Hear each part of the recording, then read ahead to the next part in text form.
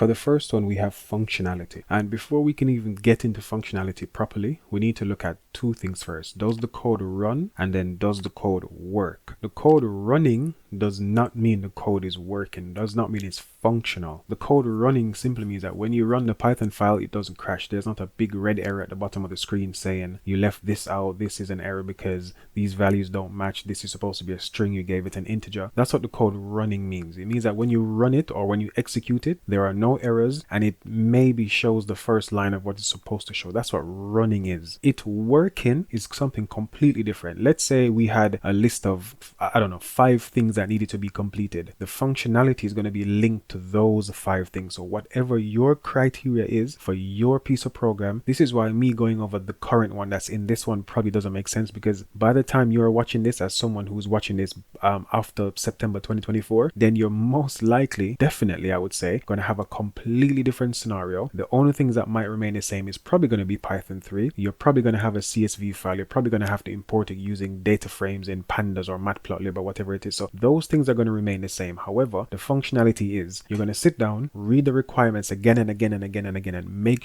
ensure that whatever you're programming, whatever you're doing is linked to those requirements. Don't just do things randomly because you think it's nice to do, unless you're doing it. If I scroll down here quickly, unless you're doing it for the user experience, don't just go in and do things because you think that's what needs to be done. Look at the requirements and focus on programming things directly to the requirements. I'm going to read the most wordy one here. It says the solution implements mostly functional code, but code may lack efficiency and some minor errors still persist. So even if you have some errors in your code, some mistakes in your code, once they're not major errors, and I would class a major error as something, for example, a code breaking error. So I don't know, you ask a person to enter their name, they entered 123, they press enter, the code crashes. That's probably a major error in my opinion. Another major error would be if you're supposed to do some form of calculation in your code. Say, let's say the total is £1,000. You're supposed to work out for some discount or something 10% of the £1,000, but for some reason it comes up as either £1,000 as a final output or 1, which is very different from the 10% of the 1,000. So it throws the whole total off. The business is going to lose money. So because the business might lose money, that's that again, this is just my opinion, that's going to be a major fault. A minor fault might be something like you missed out a decimal point, you put a wrong symbol in. Next we have logic and programming structures. This is, I think, probably one of the easier ones to get because again, it's only 3 marks. Logic is, does it follow some sensible logic? Does it work? It's kind of linked to functionality as well, but does it work? If I follow your program, if I trace your program, does it, or is it going to give me some sensible output? And programming structures, again, probably the simplest one there. You need to have sequences, you need to have selection, and you need to have iteration. If you don't know what these things are, Google programming structures, then figure out. What I would do is Google, for example, sequencing in Python, selection in Python, iteration in Python. Sequence is quite simple. Sequence is do line 1, then line 2, then line 3, then 4, then 5, all the way up to whenever you need it to stop. Selection is probably going to be the simplest way to do it is an if statement. If this value, then do this thing. If, else, that's going to be your selection. Your iteration, the two obvious ones that come to my mind are the for loop and a while loop. Next we have robustness. Robustness just means how good the program is at not crashing. When something is robust, that means it's quite strong, it's quite reliable. So quite simply, how good the program is at not crashing and how correct the data is. So I made some notes here. It says the code handles common user errors. Once you've added some extra stuff, so don't resubmit, or if you do this, it's your choice, of course.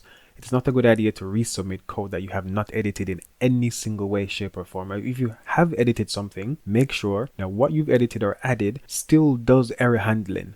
Make sure that what you've edited or added still has the correct data. So it's still using integers when it needs to use integers, floats, doubles, or strings when it needs to use those things.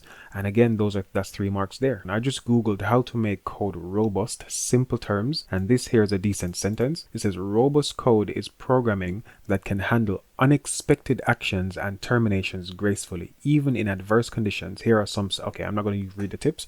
But what does that mean? That simply means, again, I think I mentioned this before. If your code asks someone for a name, so a name is going to be alphanumeric characters, so letters, and the person's name is supposed to be, I don't know, runs Tech Hub, but for some reason they enter 1, 2, 3, 4.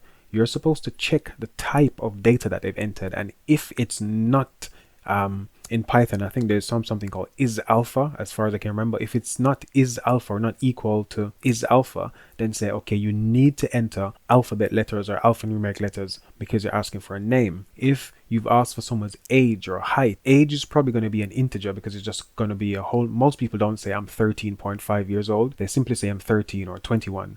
So that's going to be an integer, a whole number. If you ask for height, some people might say most people don't use this, but they might say I'm 1.56 meters tall. That's going to be a double. So whatever data you've been asked to enter, that's what should be entered. If it's not entered, the code shouldn't just crash. It should say, okay, what you've entered is not accepted at this point, so please enter the correct data type, for example. Another thing, probably one of the things that people will definitely do, is the person just doesn't enter anything. They just keep spamming the enter button. So you can do a check, for example, saying if length of this thing that they've entered is nothing, then keep asking for it. So that's going to be a while loop. So you need to get very, very familiar with your while loops or your for loops. Next, we have security. Security is a bit of a sticky one because most people hear the word security and think, okay, I need to make this particular thing safe. And you do need to make it safe to some degree, but not in the way you're thinking. All right, first and foremost, do not create a login system for your Python file or for your code. Do not create a system where you have to put in a username and or password to access the other sections of the code. That's not what you need to do. I repeat, do not create a username and or password login system to access anything. That is not what security means in this instance. And what is needed is secure programming practices. That's technically what I think, or something along those lines, what it should be labeled as. Secure programming practices, not the login system. So let me go over this. So no global variables. When doing your programs, different sections of the program shouldn't be able to access variables from another section relatively easily, because that's how someone who's a hacker could actually get information. If they have access to every single variable in the code, then that's going to be a bad thing for you. Next, we have functions and passing data. Ideally, you should have most of your code written in different functions. You shouldn't just have one massive piece of code that is just line after line after line after line. You should ideally have functions. So let's just say, for argument's sake, you're trying to get details from the user. You should have maybe a get details function. Maybe you should also have a put details function where you put that into a database if that's something you're doing. So whatever thing you're doing, once you've decomposed it, each section or each module of decomposition can be its own function. It doesn't have to be every single module, but most of it should be in functions separated from each other, local variables instead of global variables, passing the data from one function to another. So function 2 shouldn't have access to every single piece of data in function 1. What should happen is function 1 should have a return value, which returns only the information that's necessary for function 2 to work, or function 4, or whatever number it is to work. So for example, let's say we did some random calculations. We worked out, I don't know, the percentage of whatever number has been given. We don't need to know what number has been given. We don't need to know the age of the person, the name of the person, the date of birth. We only need to know what percentage discount, for example, we need to apply. And the percentage discount should be passed out of function 1, so function 2 can grab that, or function 3 can grab that and do what it needs to do based on that value. Next, we have good error messages.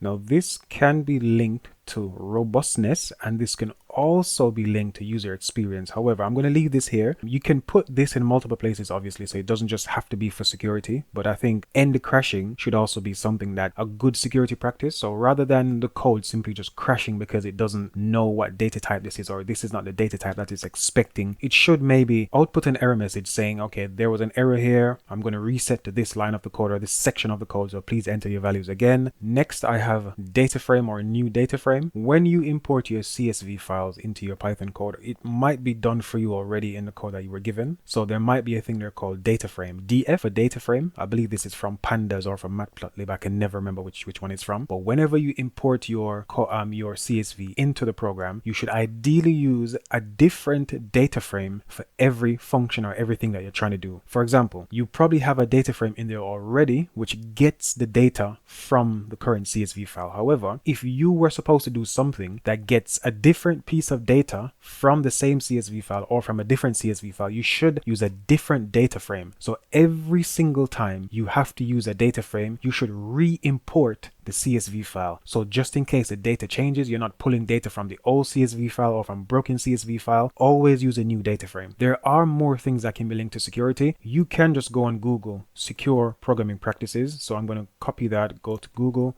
paste it, and you will find things on here that you can put into your code, into your program to make it more secure.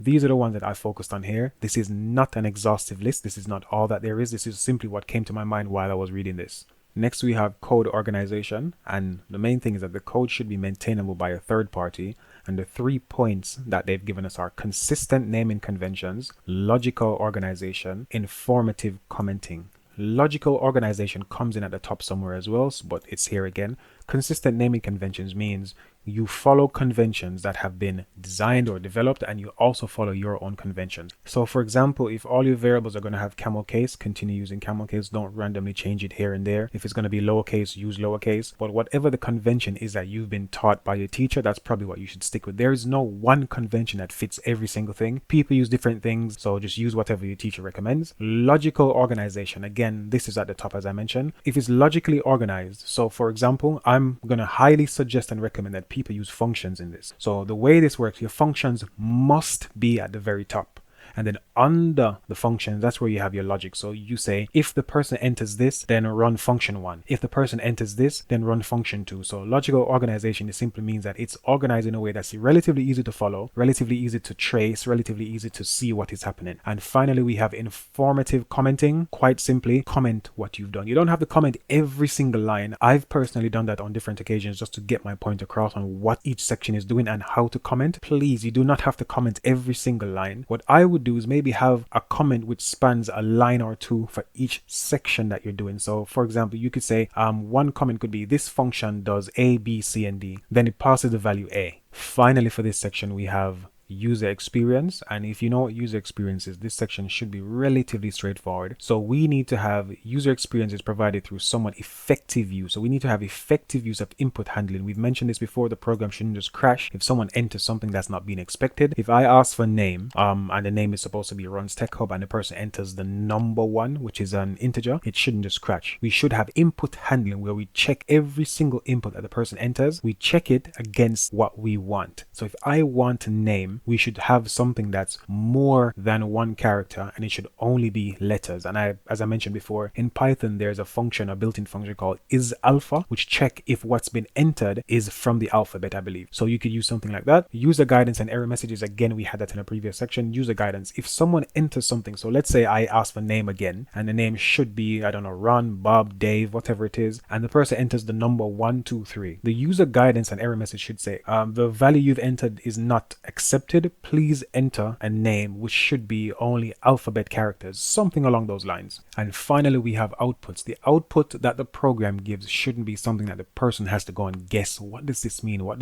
It's supposed to be so obvious and so straightforward that once they see it, they know, okay, this is 10% of the £100. That's why this value says 10. This is 10% of the total amount. This is the discount. Make it super, super obvious what that specific output is for or what it's linked to.